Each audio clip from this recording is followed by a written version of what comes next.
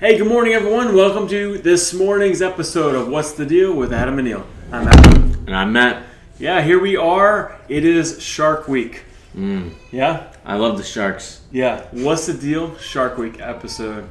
We needed something epic, you know? We do. While we're at the beach, let's make it a little bit spicy with some sharks. That's right. So we're not in the office today. Matt and I went to the beach, and we're here with our family, and we were sponsored by, all of these What's the Deal outside partners. From Lay's chips to Doritos.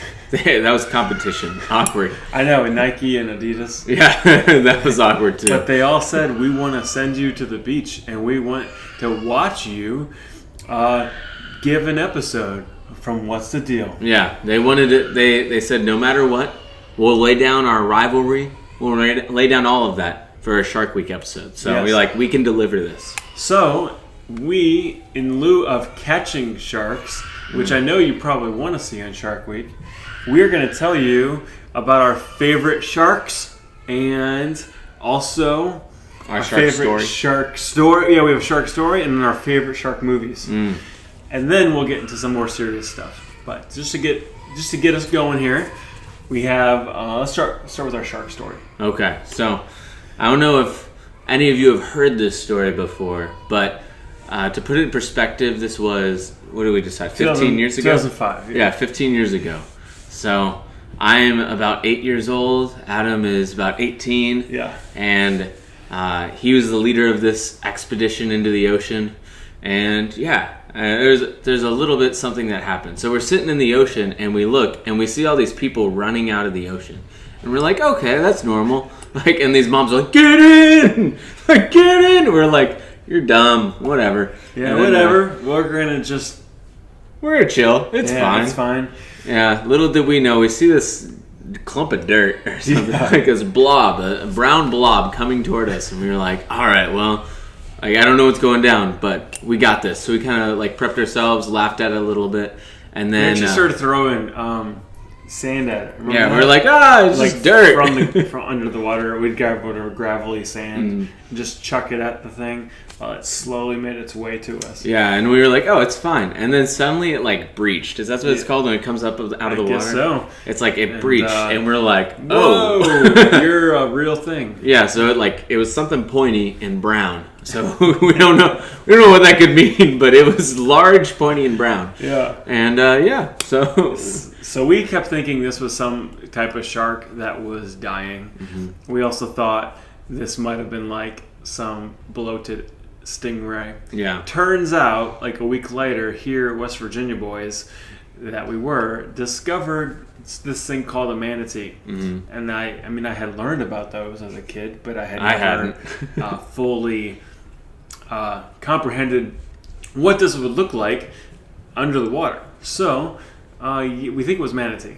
Yeah. Which, remember, it left and then it came back and there's with two. A friend. Yeah, we're like, oh man, there's two of them. What is this thing? What is this dirt clump? Yeah, that was so funny. Yeah. So that's our shark story. We may have been begun to be attacked by a shark, and it decided to. It saw who we were, and we were like, it was like, I know these guys are going to make a really awesome morning show one day and talk about me. So I always kind of wanted to punch a shark in the face, along with a lion.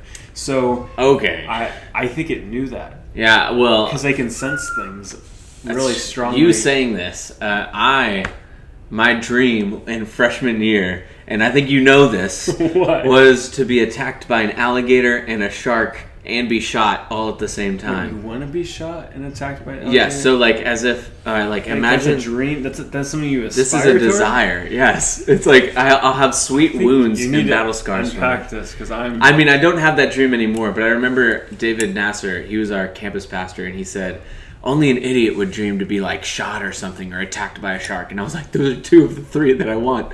And I remember he said it from stage. Why? Anyway, why would you want? I don't know. I thought it would be cool to be look at my in the arm, not be hurt. I understand, but I don't want any bullets in my body. Well, then I'd come back. This was freshman year, man. It was when I was I was looking for adventure.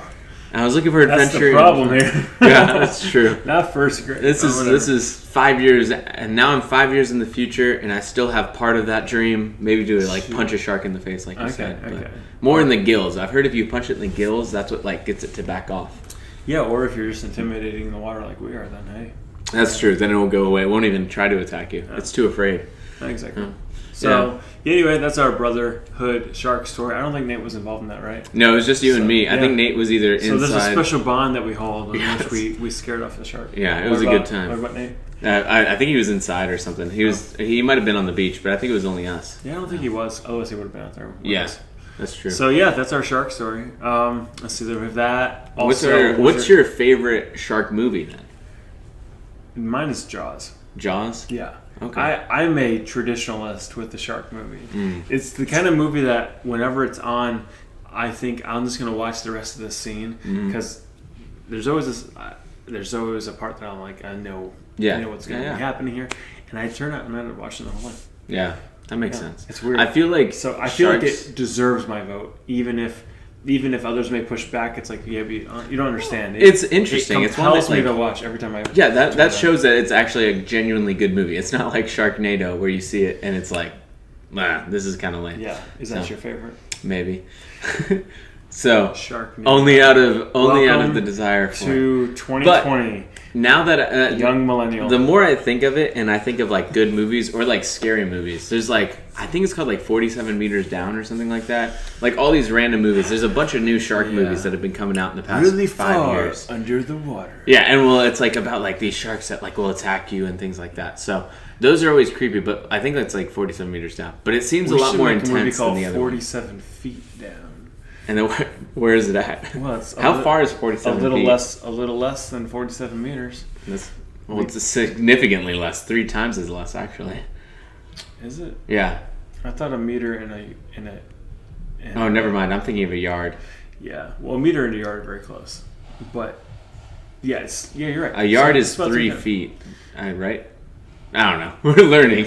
Yes, 3 feet. And a meter's just a little bit more? Okay, so it's significantly less than... So, yeah. But that's okay. 47 feet down. And it turns out that it's like, we never got to the shark. Yeah, or we could enjoyed our vacation. Or it's a play on words, and it's actually a movie about 47 pairs of feet. And you're like, what is going on? Under the sand. Yeah, ew. But anyway.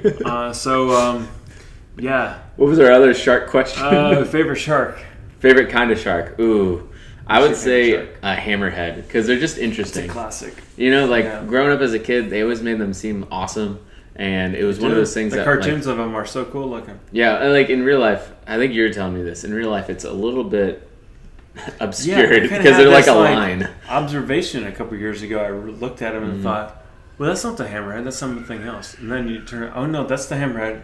It just doesn't look as intense. It's more like its head looks like a saw kind of thing. Yeah. Rather than like an actual hammer. Or like one of those old tinkering hammers. That's true. Yeah. Yeah, I know. Huh. Well, my favorite one is a tiger shark. Classic. I like Frosted Flakes. So Tony? Yeah. So if you had a tiger shark, what would you name him? Probably Sharky. Sharky. Would you have Roman name him, or is this a name that you came up with yourself? Yeah, I actually just came up with that one. I like it. It's a good one. That or Fred. Oh, okay. Fred the tiger. I think of Fred Flintstone whenever I think of Fred. I guess. I just think it's funny to name an animal like a commonly named like person name. An older man's name. Yeah. Like and if you really press me, then it's actually Frederick. Ooh, Fred. If you press you. Yeah. Like, what's his real name, man? Oh, it's Frederick, actually. And when he's at the party at night, it's Freddie. Like, ooh, okay. Freddie. Yeah. That reminds me of like Nate's dog Henry. Yeah, our brother has a dog named Henry. And it's a little tiny dog. It's very sophisticated sounding. Yeah, and then his brother-in-law has a dog named George. So, yeah, that's right. Like, there's all these like old man dog names. Very royal names. It's awesome. I love historically King George and King Henry, and then we don't have a dog. We have a cat named Gray. Yeah. So apparently we missed the memo.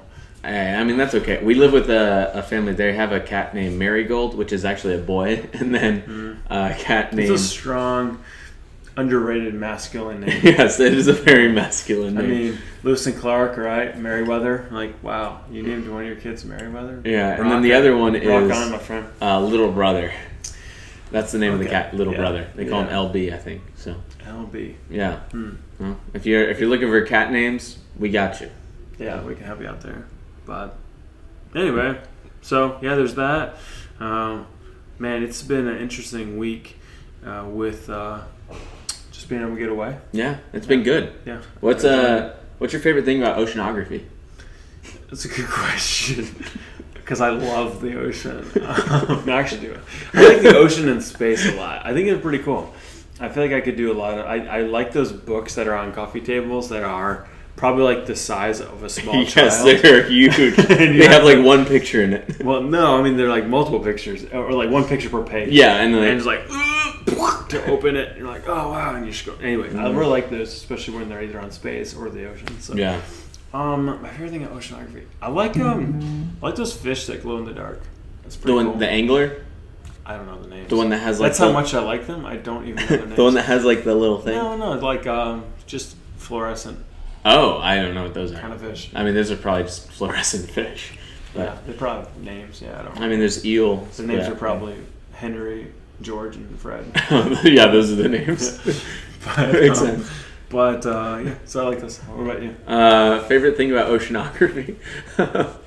It is, I like the fact that when they ping to like map the whole thing, I like the idea of how deep everything is, to understand like how deep the ocean is. Like there's a slight nightmare, but also like desire for like similar to the other one, or if I'm shot and attacked by a shark, but that I'm in the middle of the ocean and then I look around. It's like this would be insane and kind of cool, but also like absolutely terrifying. Yeah. That I mean, like I could, It is like not having anyone be able to be there for me. I'd be like, this is crazy. So similar with your space thing, I feel like. It is. Where if you're in space, it's like there's no one around you. That's true. I think as a kid, what blew my mind was learning that when you get farther into the water, it gets colder, and then you also it gets darker. Like you start to lose sight of the sun. Yeah. Which that seemed mind blowing. Like, what? How? I mean, it makes sense as you start to understand why. Yeah. But and then also how that affects the temperature.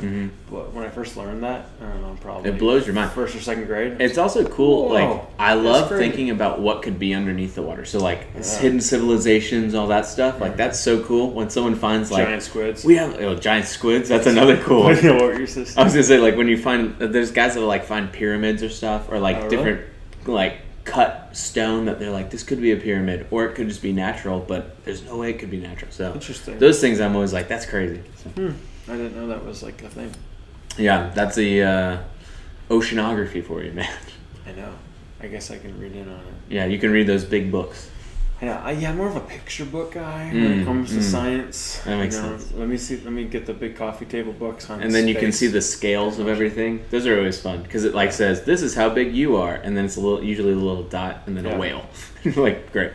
Yeah, or like the ocean. They're like this is how tall the Empire State Building is, which is consistently used despite the fact that it's now been like decades. Oh yeah, there's like many things that are bigger. Yeah, but this is how big the Empire State Building is, and then this is how big the ocean is. Yeah, it's like wow, man, the ocean's. Yeah, it's huge. It's deep and wide, like the Lord's love. I like it. Yeah. So speaking of Jesus, that was a good one.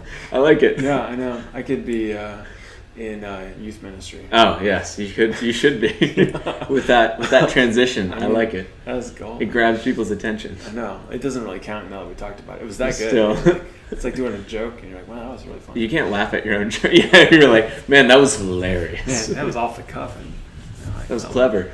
So yeah, speaking of Jesus, this week our church started the reading of 1 Timothy. I hope that you've been able to do that. If you're watching and you don't, I have not been reading, or it's 2 Timothy. Yes, yeah. 2 Timothy. So, but chapter 1, that's what I was thinking of. So 2 Timothy 1, we're still in the middle of it so far this week. We've only been in it for a few days.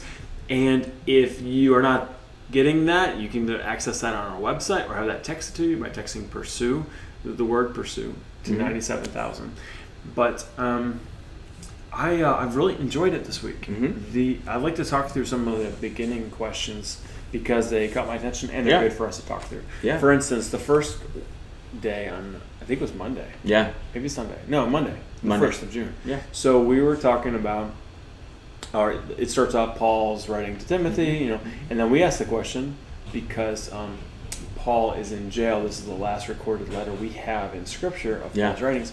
We said, like, if you wrote a letter to at the end of your life, what would you say? Yeah. So I feel like that's a good question to ask. Like, what would you say? Or well, who would you write to? I actually really like that question specifically because it was on like the first like 2 verses, I think. Mm-hmm. And the first 2 verses, I'm not gonna lie. Whenever I read a letter, it's always the first 2 verses are always pretty much the same. You just kind of get like, okay, this is who wrote it. This is who's to it's to, and then they always say like, may the peace of Christ be with you. So like, and that is good stuff. Like, not to say it's not good, but it's just kind of like usually I glaze over it or don't really read it. So that question was actually, it captured my attention because it allowed me to be like, oh, I can think about something different rather, like there's actually substance to this. So that's actually one reason why I did that. I wanted it's easy to just move on real quick, and I was tempted to, like, all right, let's get to the good stuff. Yeah, let's get to the meat. But I thought, what if we pause and actually just reflect on the first 2 verses, 3 verses or so that say stuff that are introductory, and so I'm happy to hear you say that. No, it was really good because then it allows you just to think about it, and usually you don't. So, I would say my letter that I'd write to someone. So, being a newlywed, I would say I would probably look to write to Lauren right now and just say like, hey, like, I love you. This is like the different things. These are memories that I've had, just so like she can look back on it and be like, man, that's something I treasured that he got to say goodbye, and I really got to like hold on to that. Because I think of like 2 Timothy as a like mentor to mentee kind of relationship going on. I would probably, if I was in that circumstance where I'm sending a letter to like some guy I've mentored for years, I'd probably say similar things such as like remain steadfast, like run the race well, like he was mentioning, and doing just things like that, because that, I feel like whenever I look at like older men and women, but like for me, like as a guy looking at older men that have run the race well, it like is incredible to see their steadfastness, their faithfulness that they've had, and like just know, man, they have not only a story to tell, their story is crazy, and I don't know how they could have like endured through that, but then to see that they did endure, like that's the stuff that I love. So I would probably look to focus on that, like this is endurance, cool. This is steadfast, this is faithfulness. So that's probably what I'd focus on. What about you? It's a good question. I think I would write to our church, right? I would write on things like, don't hire an idiot. Makes sense. That's good. No, I'd write something more serious, but I really challenge them to keep the faith, and to ask the right questions, but never lose their soul and their faith, and like to get carried away by fleeting philosophies that appear strong but are empty. I would challenge them to stay unified. That's good. And to let the Holy Spirit guide them, but to just love one another, love the Lord well. I think those kinds of things. But to me, those aren't like cliches. Those are things that I grab hold to and kind of embrace almost daily throughout the day. So they would mean a lot more than just like, oh, thanks, Adam. Yeah, no, it would mean a lot too, because it's like, I think because it's a personal letter and it's someone when you know and you're personalized to it, you're like, man, something that could be cliche does not take in that way at all. Sure. It's like very more impactful because it's like, oh, this is like his last words to us. Like, let us take this and heed it. So I like that. So I think of that even with our kids. So I would write a letter, to Lynn and our kids individually, and I would I'd write things in there that would include things that might sound cliche, especially to our children, but it wouldn't be. Yeah, because that's good. It would be like, of all the cliches to pick from, there's a reason that I picked these. Yeah. Or of all the different ideas to urge them to consider and to embrace, I was like, here's why you need to. So. Yeah, that's good. Yeah. So anyway, that's what I'm thinking. The second question related to how you came to know the Lord. Yeah. I was curious how, and I think it's good for others to know too. You don't have to tell the whole thing, but how'd you come to know the Lord? I think, from what I remember, it's actually a very similar story to you, because we grew up with the same story, which is being like 5 years old, and I remember specifically because Dad and Mom, they'd go through like the nighttime prayers with us. And so it was actually through that I remember asking questions to Mom about what that meant. And then her leading me to the Lord as well as my dad, like Dad leading us to the Lord. So, that's what I remember. It's actually like for me, I don't remember too clearly, and some of it's a little foggy because I was so young. But I do remember that it was like a nighttime kind of prayer, and that it was like sitting, and I was like very young. I was like definitely 5. So, that's how I remember. Interesting. I don't know if I knew that. I mean, I just forgot again. Yeah. But how about you? For me, so I remember Mom walking me through this Awana Covey's book. Nice. Yeah, did you do Awana? I did Awana for like 3 years, and then it kind of stopped by the time that I think our church stopped doing it. Did they? Yeah. They picked it up for a little bit and then stopped. Yeah. So for us, I grew up with it at our other church before moving to West Virginia, and so I went through all the way and got like a Timothy Award. I was like, I think it's still in the closet somewhere. Yeah. And so I started off as a Covey, and I was walking through one of the lessons, and it was about Adam and Eve, and Mom was talking me through that. Sorry, some of this coffee, man. It just like hit me, and then I was like, yeah, let's I need to believe in Jesus, and so I prayed toward that day. I still remember what that was like. So thanks to my mom. So go Moms. Go Moms. I think I love both of that because I think of that and I think of the relationship that our parents had and the impact that they had in our lives of leading us to the Lord.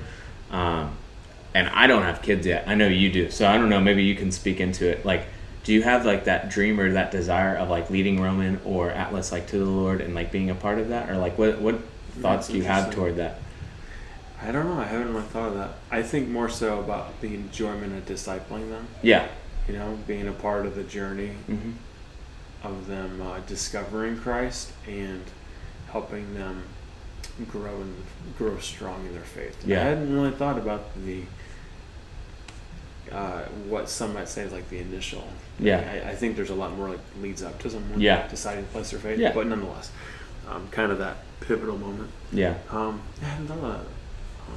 I mean, generally, like it'd be really rewarding for either Lynn or I to be a part of that.